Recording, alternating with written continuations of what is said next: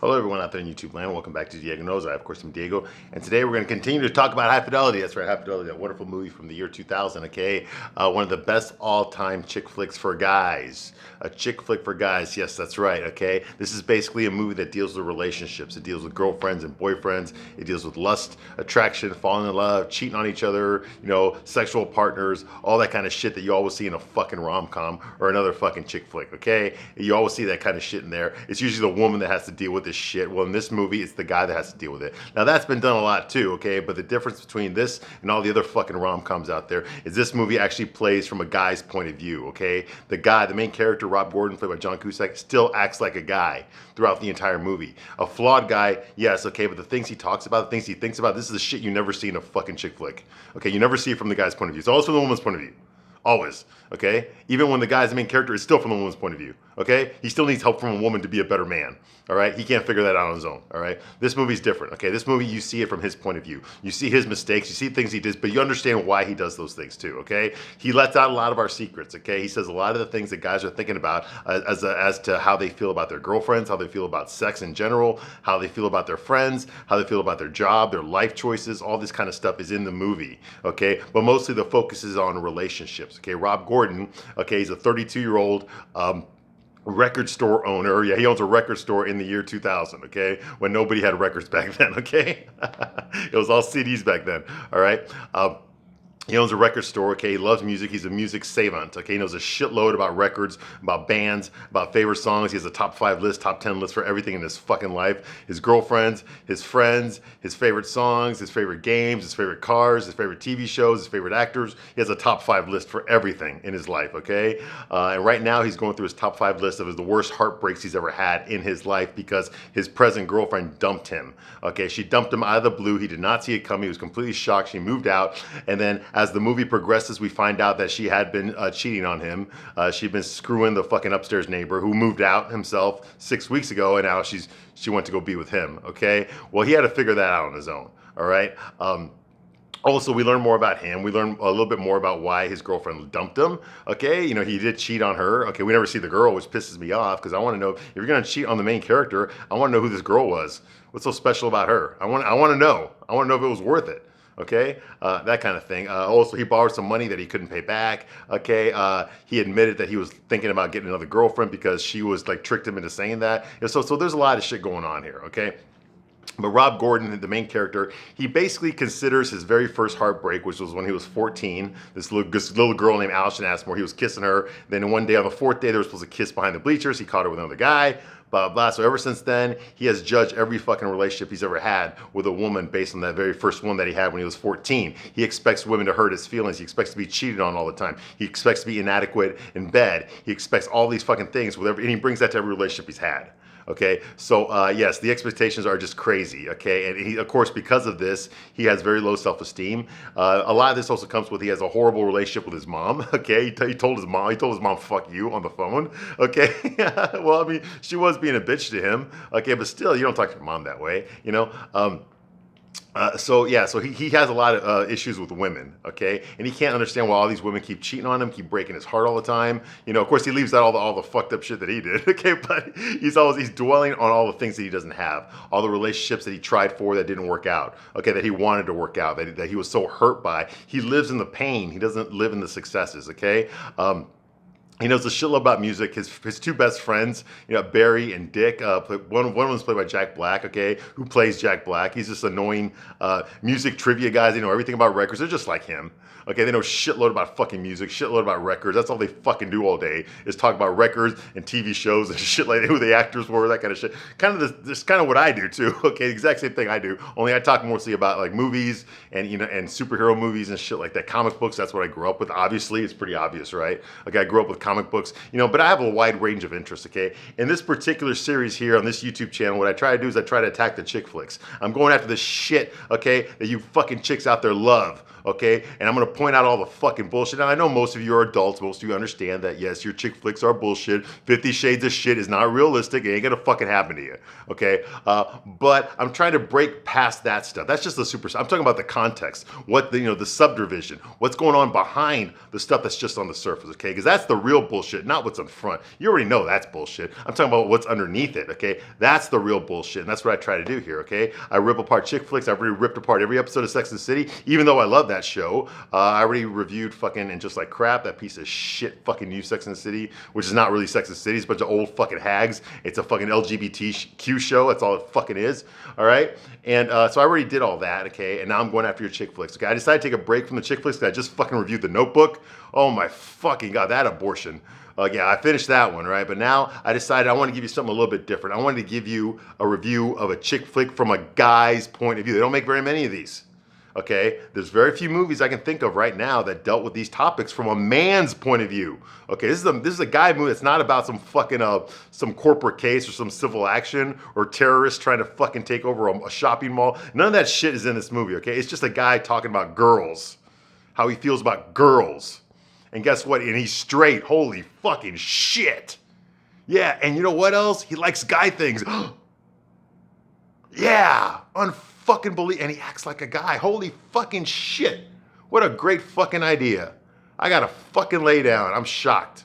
Okay, and another thing is that this movie was filmed in my neighborhood. So yeah, so kudos to that too. All right, you learn a lot about Chicago watching this movie. Okay, this movie was filmed in my neighborhood. Okay, it was. Okay, so I loved it. I love this movie for a lot of different reasons. Also, I like John Cusack. Not anymore. Okay, now he's a piece of shit. But back in the day, like when this came out, oh yeah, he was good. He was good to go, man. Great leading man. Okay, so anyway, where we left off last time, okay, is he decided, Rob decided, he had his top 5 list of worst breakups. He decided to track down all of these girls. Okay, so he went with the first one, Allison Ashmore. That's the 14-year-old girl that was kissing the other boy. He found out that she actually married that guy, and they live in fucking in Australia. Okay, the guy she cheated on him with, yeah, they got married. They had a family. They moved to Australia, so she's fine. So he doesn't blame himself for that one anymore because it was fate. That was God. It was destiny. It wasn't his fault. The second one was Penny Hardwick. That was his girlfriend in high school. That girl, he tried to fuck her over and over again, but she refused to have sex with him, even though they were both 16. She kept shutting him down. She would kiss him, but she never wanted to go all the way. He tried to finger her, and she pushed it away. He tried to grab her titty. She pushed it away. So finally he got frustrated with the blue balls. He just broke up with her because this doesn't go anywhere, right? And then, of course, a few days later, he finds out that she fucked another guy, okay? And that's this asshole. So now he feels bad about that. Well, he tracked her down. She's a movie critic now. They had a lunch. She got pissed off at him. He's like, why do I keep getting rejected? Because my girlfriend rejected me. And, you know, my girlfriend, she slept with the neighbor. She wanted to sleep with the neighbor, Ian, and not me. The first girl I ever kissed, Allison, she wanted to kiss my friend Kevin Bannister, not me. And when I dated you, you know, I wanted to have sex with you, but you wanted to have sex with Chris Thompson and not me. And I want to know why. And then she goes off on him about how like fucking he's being a selfish asshole and that basically the other guy basically raped her. Okay, I mean she said yes, but you know she didn't enjoy it, and because of that she could have sex all through college, you know, and that she didn't feel it was right to have. She wasn't ready to have sex at 16 years old like he was, you know. She wanted to have sex with him. She's attracted to him, but she just, you know, she thought she was too young to go all the way yet. She wasn't ready for it, and because he kept pressuring her, he got frustrated. He left. Okay, so basically he hurt her first. Okay, and once he realized that, oh my God, yeah, I broke up with her. I dumped her. I hurt her. She didn't hurt me. I hurt her. Okay, so now he's like, that's another one I can cross off the list. Okay, so now he's got 3 more. Okay, the third one is Charlie. Now Charlie's played by Catherine Zeta-Jones. Charlie's this like hipster girl. She's very popular, very vivacious, very beautiful, very flirtatious. She talks a lot of shit. She knows a lot of stuff about a lot of different topics. Okay. And so she's like the life of the party, you know, extroverted, and he's not. He's shy, you know, soy boy type wimpy. He carries her groceries up the stairs while she's taking off her clothes to turn them on. You know, that kind of shit. He feels inadequate around her. He feels like he's pretending. He feels like, oh my God, this girl's a 10 and I'm like a fucking 6, you know? Like she's going to leave me for another guy. No, she is. She's going to find a better looking guy who's better in bed, you know, who's more sophisticated, who has more confidence, who's better looking. Oh my God, she's going to leave me. And guess what? She left him for another guy just like that, okay? So he can't bring himself to hunt her down yet. He's going to save her for later. So he goes to the next one, okay? This actually happens again in another movie, America's Sweetheart, where he plays Catherine Zeta-Jones' husband, a movie star, and she's a movie star, and she cheats on him with Hank Azaria. And he spends the rest of the movie fucking crying about it. Yeah, I know. Okay. So that's going on here, okay? So you broke up with him. So yeah, so that's happening. All right, so he can't bring himself to talk to Charlie yet, okay? So he decides the next one is Sarah Kendrew. Okay, now Sarah Kendrew is this girl, this nerd girl that he hooked up with. Now after Charlie broke his heart, after he found out that she was sleeping with another guy, in the rain, crying his eyes off, you know, screaming and he was doing that in the movie right there at the Blue Line train station right there on North Avenue in Damon. in Wicker Park, Bucktown, my neighborhood. Okay, he's crying during the rain. He saw her up there in her apartment. You know, her apartment's right next to the train station. So she looked down on him, just wearing a blanket. And of course, there was a naked guy in there wearing a blanket too, who brought her back to bed. You know, while he's screaming, "I love you!" You know, so he has a fucking meltdown. He drops out of college. He starts wearing shades all the time. He's very depressed, very melancholy.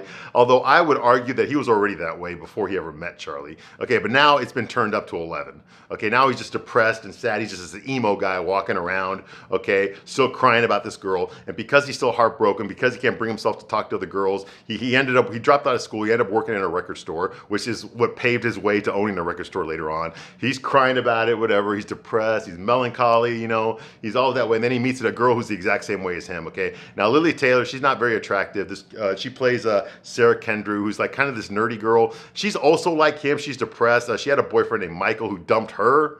So she's fucking all like angry and upset and heartbroken and moody and melancholy and depressed and mopey and crying about it. Oh, he's such an asshole. He was such an asshole. You know, and he's the same way about Charlie. So of course they end up fucking each other.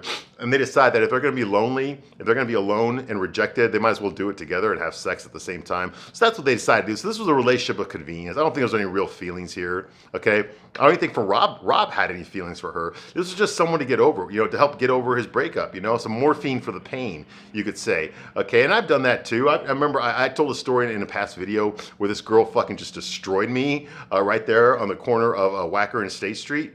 Okay, right down the Chicago River when she dumped me, and I did not see it coming. I thought this girl was the love of my life, you know, and it took me a very long time to get over it. And by long time, I mean within a week, I was already fucking another girl. Okay, I was fucking this bartender that lived in my neighborhood. Okay, now, but despite the fact that I was doing that, I was still missing the other girl. Because all those fantasies that I had about what her and I were going to do in the future, they were still there. Okay, the wound hadn't caught up to my rational mind, knowing that we broke up, hadn't caught up to my heart yet. My heart was still kind of believing that there was a chance she would come back to me. Okay, despite the fact that I was already seeing another girl now. Okay, now I was doing that to help me get through the loss, to help me get through the pain. And you girls do it all the fucking time. You know, if you're at least average looking, you're gonna get a fucking lady immediately after a breakup. If not, you're already fucking the other guy. Okay, so don't give me that fucking bullshit and judging me. Okay. So yeah, so I just started seeing her, and she was actually a little better looking than my girlfriend was. Okay, she was better looking than my ex-girlfriend. This girl became my new girlfriend. Okay, she had bigger titties and she looked like fucking like Barbara Eden from fucking I Dream of Jeannie. But anyway, that's besides the point. The point is that yes, that was a relationship of convenience. I rebounded big time. Okay, just because you know it's easier to get over a heartbreak when there's someone in bed with you than when there's not. Okay, and I learned that from women. Okay, so fuck you ladies who want to judge me. I learned that from you. Okay, no guy fucking taught me that. I learned that from you. All right, so that's what they're doing. They're basically having sex and moping around and being depressed and hating fucking life and crying about their former lovers who dumped them. Okay, and then one day, you know, she tells Rob, she says like, "Hey, listen, I met someone else. I met someone else. Bye, get the fuck out." You know, and now he's all upset, pissed. Like, "No, you're supposed to be like me. We're supposed to be anti-relationships. That's why we're together." So he got all pissed off. So now he's gonna track her down. All right. To find out what the fuck happened, okay? So he like I said, he's too afraid to call Charlie, so he goes after Kendra, okay? He finally goes to her apartment. I guess she lives in the same place as she did before. Okay, she's nervous and she's fidgety. She's, you know, and she's kind of like afraid to hug him, but she wants to. You can tell that she wants to, you know? So he's just like, it's a very awkward situation, okay? Lily Taylor's a great actress. I've seen her in other things. She was in this one movie, I think it was called, I want to say it was called Dog Soldiers, but I don't think it was. She was in this movie about some Marines. Maybe some of you know it. It's with River Phoenix. And I was in the Marines when I saw the movie. That's how I know it so well. Okay, but I don't remember the name of it. I think it was called Lawn Soldiers or Dog Soldiers or some shit like that. But River Phoenix was, I think it came out in 1989. And in that movie, River Phoenix was a Marine. He was about to go off to Vietnam, but him and his Marine Corps buddies, they had a contest who could go into town and find the ugliest fucking girl they could and bring them to a dance. And whatever Marine brought the ugliest fucking girl would win like the jackpot money. They all put money down, okay? Okay, I know it's terrible. I did not know this was a real thing, okay? This was before my time in the Corps. But in Vietnam, I guess this was a thing. And so yeah, so he meets this girl, Lily Taylor, who's not very good looking, but she's nice to him and she's sweet to him and he finds her interesting. And he ends up bringing her to this thing, which is so fucking, and then she realizes, oh my God, these women are all unattractive. And then she realized, oh my God, he brought me here because he thinks I'm ugly.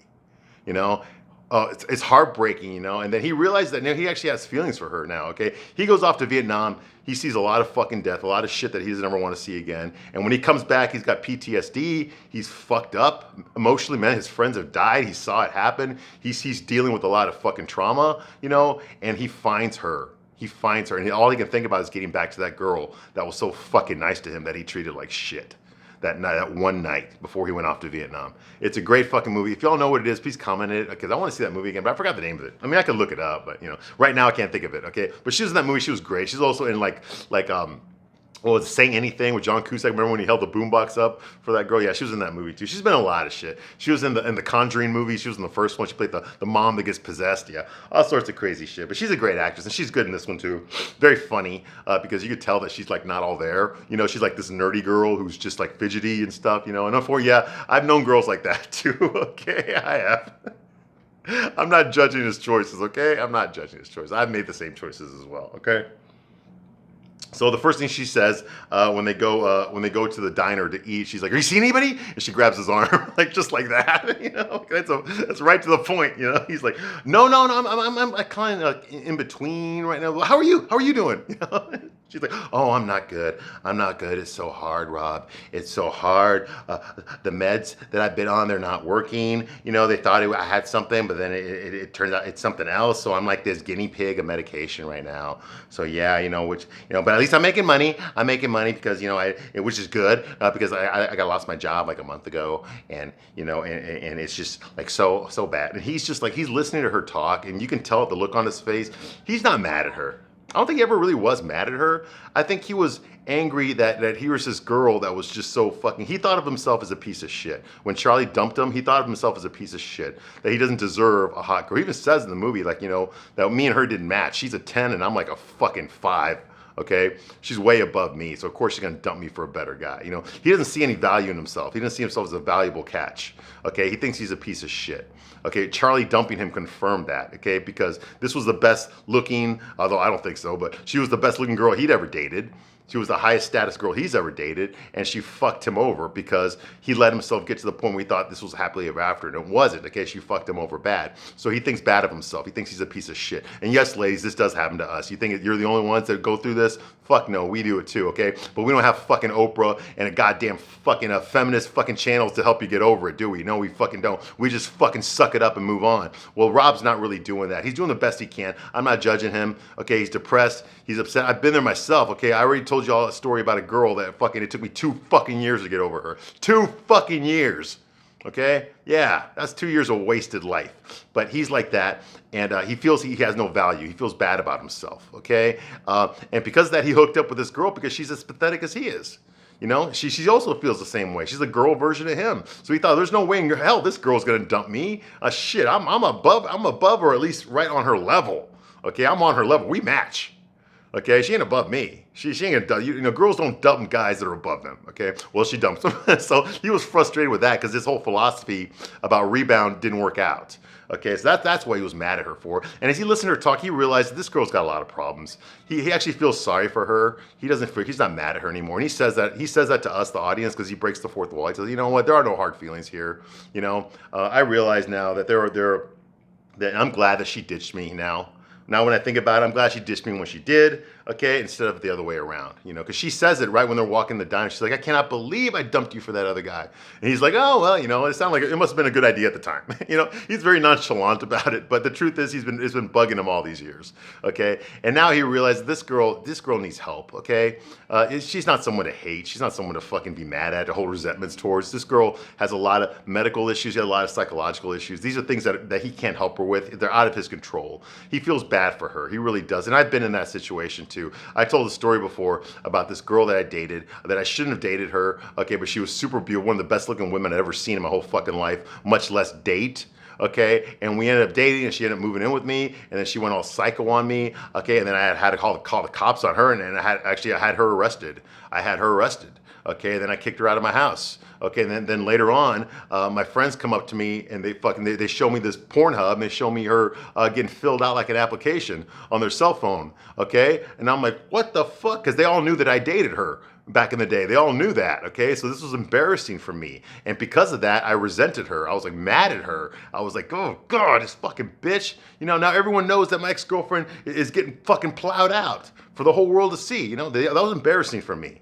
It was, okay? Later on, as I got to thinking about it, you know, I didn't track her down, and I don't want to track her down, okay? As I got to thinking about it, I started really, you know what, when I was with her, she was on a lot of medication, okay, that she wasn't taking it all the time, you know, and that she was having these meltdowns, these anxiety attacks that I couldn't help her with, you know, and I realized that she's mentally ill, okay? She's not trying to fucking hurt me, okay? I mean, she was, but she was not trying to fucking hurt me. Okay, she wasn't this. She has a medical condition. She's not all there. Okay, she's never gonna be all there. She's not like us normal people that can rationalize. Okay, that we understand that our actions have consequences. We're normal people. She doesn't understand. There's something wrong in here. It's not her fault. This isn't something that she just chose to do. This is how she is. She doesn't think the way a normal person thinks. Okay, so why should I hate her for something she can't control? You see what I mean? So once I looked at it that way, I started feeling sorry for her. Instead of fucking being embarrassed when my guy friends would show me fucking clips of her porn, I would just be like, you know, she had problems. She had problems, okay, up here. She's never gonna hold down a regular job. She's never ever gonna be, she wasn't the type that could ever work like a 9-to-5 job to have a boss and listen to it. You know, someone who's gonna pay, you know, fill out her own fucking tax returns or something like that. She's not that kind of a person, you know? And instead of being mad at her like I was, I started to realize I should feel sorry for her. And I do feel sorry for her. And I hope she gets help, and I hope she turns her life around. If you're out there watching, you know who you are. If you're out there watching this, okay, and I hope she does turn her life around, okay? But that's what he's going through. He's like, oh my God, this girl, I mean, I don't know a better way to say it. She's a basket case. She's a basket case, okay? And he's glad he's not with her. Okay, he's glad that he didn't have to put up with that stuff, okay? Because now he feels bad. He feels bad that he was mad at her, okay? He's glad that she dumped him now, okay? So he kisses her on the cheek, and she clearly wants him to stay. He's walking out of her apartment. This time he's not screaming and yelling with his shit, you know, like he was when she broke up with him. Now he's walking out with confidence, and she's kind of hoping he'll come back, and he won't. He's not even going to look back at her. He's just going to be, okay, take care of yourself, bye. Even though he knows he's never going to see her. He doesn't want to see her again, okay? And then he talks to us, okay? You know, she leaves the door open for him, but like I said, he walks away, okay? He tells, you know, he's like, you know, I could have fucked her back there. Yeah, I could have. Which is true. She was definitely open for that, okay? So what a better way to exercise rejection than to, what a better way to exercise the rejection demons than to screw the girl who rejected you? Makes sense. And you know what? If she had been a normal girl, if she wasn't like, you know, mentally handicapped or something like this girl is, like high on medication, you know, if she wasn't like that, you know, if she was kind of normal, you know, and she just dumped me because she was, you know, a selfish bitch or whatever, okay, then I would have done that. I have done that. I have done that. Okay, I have had sex with girls that dump me just to get back at them.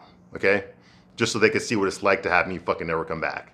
You know, because a lot of you girls assume that if you have sex with us again, you know, after all that, you know, no matter how much in love we were, once you fucked me over and then you want to see me again, don't expect me to fucking be faithful to you. Don't expect me to stick around. Yeah, I'll fuck you just to get that out of my system. Okay, just so that the guy you cheat on me with knows that I fucked her right after you. She went right back to me, motherfucker, and then I'm gonna dump her. Okay, because she's a fucking cunt, okay? I ain't gonna tell her that, I'm just gonna ghost her, okay? I have done that before, okay? But I've never done that with a girl with this kind of medical problem, okay? I would feel sorry for a girl like that, I would never do it, okay? And that's the way Rob is. He's very similar to me. He's like, you know what, I can't do that. I can't hurt her. She's already fucked up. She's already fucked up in life, okay? I can't add to her trauma. I can't, you know? He's not that much of an asshole, okay? He's like, you know, what a better way, you know, to get revenge on her, but he's not going to do. He says, but you wouldn't be sleeping with a person, okay? You'd be sleeping with an entire single culture, okay? An entire single person culture. You wouldn't be sleeping with a person, okay? And then he makes the analogy that it would be like sleeping with Adrian, you know, Tyler Shire. It'd be like sleeping with Adrian from Rocky, but you're not Rocky, okay? Now, for those of you women who've never seen Rocky, okay, Rocky was, Adrian was Rocky's wife, okay? Girlfriend in the first movie, they get married in the second movie, okay? And then she dies by Rocky Balboa, she's dead, which is after Rocky 5, okay? She's like this innocent girl, very homely, you know, very loving, very caring, very feminine, but she's not this tough, badass bitch. She's not this boss bitch, she's very meek. meek, very humble, okay? She cleans the house. She cooks for her brother, okay? She's not a virgin, but she hasn't dated a lot of guys, okay? She has a very low body count. She's a very Christian woman. When she becomes a mom later on, she wants to raise her son to be anti-violence, unlike his father, who is pro-violence. So she's a very meek woman, okay. But her strength lies in her character, okay. Even though she's a good person, she's meek. She will stand up for herself, but she ain't gonna jump in and get in your face either. She's not that kind.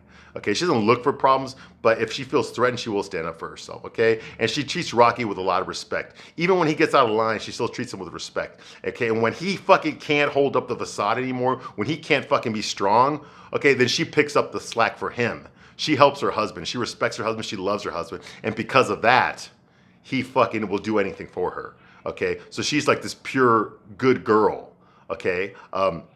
That's what she is, okay? And when you find a woman who's that virtuous, who's that good, you don't want to fuck her over. You would hate yourself if you did. If you did, you would, okay? And that's what he doesn't want to do that to her. This girl's problems. She needs help. He doesn't want to add to her trauma, and he doesn't want to feel like an asshole too if he did sleep with her. That's what really stops him from fucking her. All right. So he looks at us. He says, okay, only Charlie is left now. Okay. Now Charlie, like I said, is Catherine Zeta-Jones. All right. So that's gonna be the next one. Okay. But before we get to that. Okay, he looks in the phone book and he finds Charlie's phone number, okay, and he's shocked. He goes, oh my God, she's in the fucking phone book. She doesn't belong in the fucking phone book. She's like an alien, a myth, a legend, not in the fucking phone book. Like I said, he's elevated her so fucking high above him. Okay, and yes, ladies, we tend to do this, okay? If we have that perfect girl in our mind and we meet someone, okay, we automatically assume that person is that perfect girl in our mind, okay? And when we find out we're not, that she's not, we don't always want to accept that. We still want to keep her up there, okay? He still has her on a pedestal, which is the reason she dumped him, because he didn't see her as an equal. For you women that like equality, your boyfriends don't treat you like an equal. Okay, he's treating her like she's above him. So of course she's gonna call the shots. She's gonna run the relationship. She's gonna walk all over him because he fucking lets her. He doesn't fucking stand up for himself, okay? And despite all the fucking feminist bullshit you see on fucking TV and talk shows, okay, the bottom line is a woman wants a guy who's gonna fucking stand up for himself, because if he can't stand up for himself, he sure is fucking gonna stand up for you. Yes, all right. And unfortunately, Rob's not there, not with her, he ain't there. He's like that with Sarah, but not with Charlie. Okay. So Rob is shocked, like I said, that she's in there. So he leaves her a message. He doesn't talk to her, he leaves her a message, okay? The next thing we see is it's a Saturday, it's very busy. Saturday afternoon, it's very busy in the store. Rob's there behind the counter looking around, looking at all the customers. He got a shitload of customers. Okay, Dick and Barry are there. They're helping out all the customers, because they're salesmen. It's basically what they do, okay? They're trying to sell a shitload of records, okay? And of course, Barry's very good. He's a very sleazy a salesman. He guilts the customer into buying it. He's like, what? You don't have this record? Then how the hell you can complain that there's no albums if you don't even have this one here? There, now it's fixed. Like that kind of thing. That's what he does, right? He's like, don't tell anyone you don't have Blonde on Blonde. Oh my God, look, here. It'll be okay. Here, buy this. That's what he does. He guilts the customers into buying the shit that he wants. The shit that they're trying to sell, okay? Meanwhile, Dick is there flirting with this girl, this very average-looking girl. I'll be nice. She's average-looking. And you know who she is. It's Sarah Gilbert. Sarah Gilbert is from Roseanne. Okay, you've all seen that show, Roseanne. She played Darlene on Roseanne, okay? She was the snotty fucking girl, the lesbian that acted straight on the show, even though in real life she's a lesbian, okay? Hey, you know what, Darlene? I never thought you were fucking straight. Even when you were with your fucking husband on the show, I never thought you were straight, okay? You didn't fool anybody, okay? I know you thought it was a big shock when you came out, but you were never fooling anybody, all right? So anyways, yeah, it's Sarah Gilbert. And they're talking about the song. I think it's Green Day that they're playing. Okay, and he tries to give her some education. He tries to tell her, now Dick is very calm, very passive, very meek, very beta male. He's like, yes, we know. In my opinion, that Green Day had the two biggest influences on Green Day had two bands. The first one was, and then Sarah, Melissa Gilbert says, The Clash. She's like, yeah, yes, The Clash. And the other one is this band called the Stiff Little Fingers, and he goes to grab the fucking record, okay? Now, obviously he's flirting with her, okay? But he doesn't know how to flirt with girls. This guy's probably never been laid in his life, okay? And she's trying to flirt with him, but she's a very homey girl, okay? She is not what you would call super attractive, okay? But she's nice. I'm not trying to be an asshole. I'm just calling it like I see it, okay? But she is nice to him. She obviously likes him. They have a bond here. They both have an interest in fucking and idiosyncratic interest in music. All right, they know a lot of fucking shit about music, a lot of fucking shit that the average person does not know. So they're comparing themselves. So they're kind of like-minded. Okay, so they're going to start to bond over that, and you can tell that he's starting to really like her. Okay, so that's going on here. We find her name is Anna. Her name is Anna, okay? Meanwhile, Barry's out there fucking shaming customers into buying records, which is his MO, like I said, okay? And then Rob goes up he whispers into Dick's ear while he's talking to Sarah and says, like, I will now sell copies of 3 EPs by the Beta Band, okay? Now, 3 EPs, I said, I will now sell 5 copies of 3 EPs by Beta Band. Okay, now for those of you who don't know, okay, I didn't know either, I had to look it up, okay, 3 EPs, that's the name of an album, and the band that made that album was called the Beta Band, okay, and I've never heard of them before, okay, but he starts playing that song, that record, okay, because he knows people are going to like it, okay, and the song that he plays is called Dry the Rain. Okay, listen, it's like a 6-minute song. Listen to it on YouTube if you want. It's not bad. You know, you'll remember the chorus is, I will be all right, I will be all right, I will be all right, you know, like that. Okay, so he starts playing that, and then one of the customers is listening. It's a good song. It's a good song. I never heard of this band before, this album, but it's a good song. And one of the customers tells, oh, this is good. And he's like, yeah, I know. Okay, so he has his whole strategy on how he sells records. When it's busy, he fucking says, okay, we're going to play this song at this moment because that'll get them to buy those records, and then I'll play this song, and that'll get them to buy those records over there. So he's got a whole strategy. He knows how to run his business. He's a good guy. He's a good store owner. He knows his business. Okay, he knows his customers. He knows what his customers want because he's just like them. Okay, he has all the idiosyncrasies about music. He knows all this fucking hard to find shit. He's just like them. Okay, which for me would be a comic book store. I know all about fucking comic books and shit. I mean, look around, okay? Like that. This is like me hanging out with my comic book friends. We would be talking about shit fucking all night long about comic books because we know this shit, okay? My dream was to own a comic book store back then. I was hoping I would do that, but that didn't happen. All right, Rob catches these 2 kids, these 2 punks, okay, that were skateboarders, okay? One of them's got pink hair, okay? And he catches them shoplifting these records. Okay, he sees them doing it. They're about to walk out the store. Once they get spotted, they run out of there, and Barry, Jack Black's character, and Rob chase them out of the store. Well, the punks, they drop one of their skateboards, so Rob picks up the skateboard, and then he threatens them. He says, like, how much is it worth? How much is this skateboard worth? Is it the same amount as those records you got on there? Can you do the math? And so when they realize that they're going to lose their skateboard if they run away with the records, they drop the records, they give them back. Okay, here, you got us, okay? And he looks down at these shoplifting kids. Okay, and he's like, what the hell? Sig Sputnik? Breakbeats? Serge Gainsbourg? Are you punks like stealing for other people now? And they're like, no, it's for us. You know? He's like, well, so you guys are slamming to Joni Mitchell now?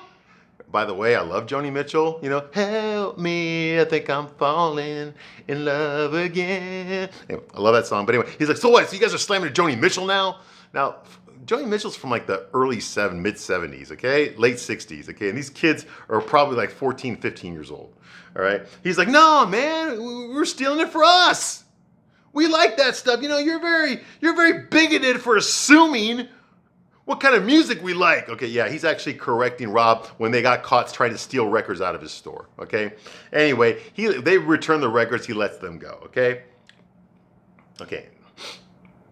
Now, while he's closing up the shop later on that night, okay, he's locking up the front door, he's putting the gate over it, Laura arrives there and she kind of shocks him.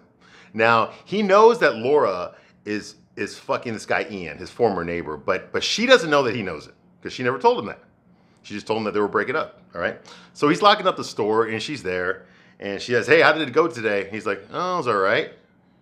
He's like, hey, I wanted to know if I could come back to the apartment. He's like, you mean your apartment? He's like, no, I mean your apartment. Because he wants her to come back home. He's thinking that she's coming back to be with him again, okay? Because he really wants her to come back. He does, okay? He misses her a lot.